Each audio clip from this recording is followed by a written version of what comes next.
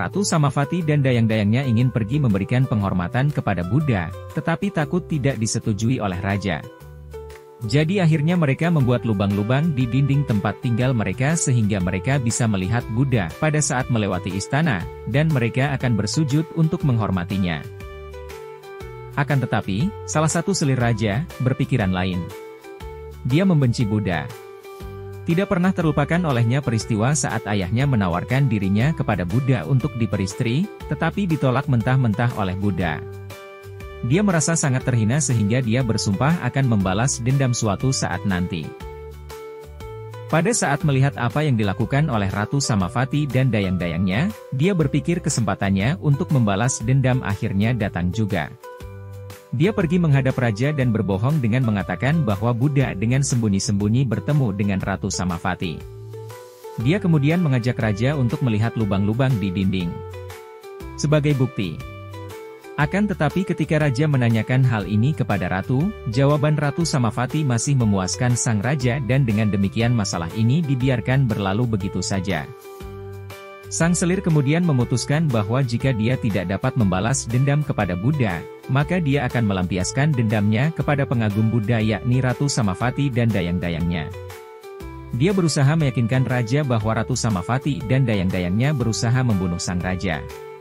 Pertama-tama dia memperingatkan raja akan pengkhianatan ratunya, kemudian dia pergi menyembunyikan seekor ular berbisa ke dalam kecapi milik raja. Ketika raja mengambil kecapinya untuk memainkannya, ular keluar dari dalam kecapi berdesis di hadapannya. Raja menjadi yakin bahwa selirnya berbicara jujur kepadanya tentang pengkhianatan sang ratu. Raja segera pergi ke kamar Ratu Samavati dan memerintahkan Ratu Samavati dan dayang-dayangnya untuk berdiri dalam barisan.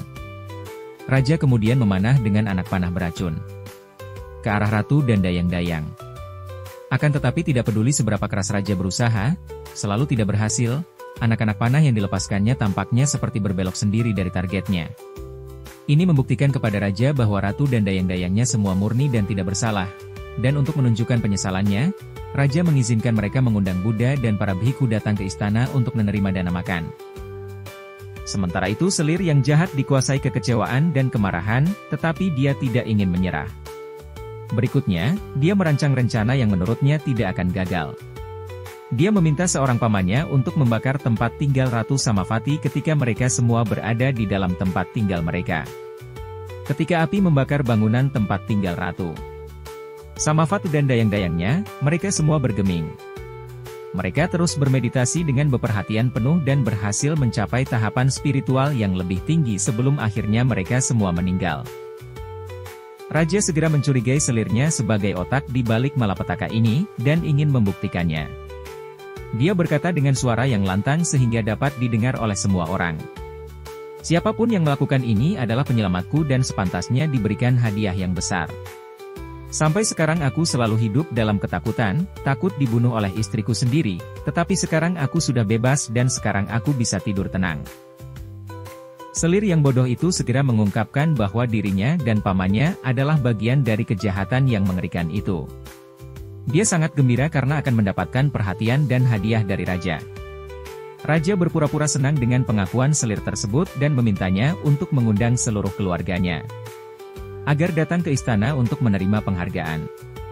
Akan tetapi, begitu seluruh keluarga selir itu berkumpul di istana, mereka semua dihukum mati. Ketika peristiwa ini dilaporkan kepada Buddha bagaimana ratu dan dayang-dayangnya telah meninggal, Buddha mengatakan kepada mereka bahwa mereka yang beperhatian penuh tidak mati. Sebaliknya mereka yang tidak beperhatian penuh atau lengahlah, yang walaupun masih hidup, tetapi sama saja seperti sudah mati. Syair 21. Perhatian penuh adalah jalan menuju ke tanpa kematian, nibbana, kelengahan adalah jalan menuju kematian. Orang yang beperhatian penuh, waspada, tidak akan mati, dan orang yang lengah seperti orang yang sudah mati. Syair 22. Setelah mengerti hal ini dengan jelas, orang bijaksana bergembira dalam kewaspadaan dan bergembira dalam praktik para Arya. Syair 23. Orang bijaksana yang tekun bermeditasi, samatha dan vipassana, selalu beperhatian penuh, teguh dan selalu bersungguh-sungguh, pada akhirnya mencapai nibbana. Nibbana tiada banding dan sepenuhnya terbebas dari semua belenggu. Jika kamu suka video ini, Jangan lupa untuk like dan subscribe untuk lebih banyak cerita indah.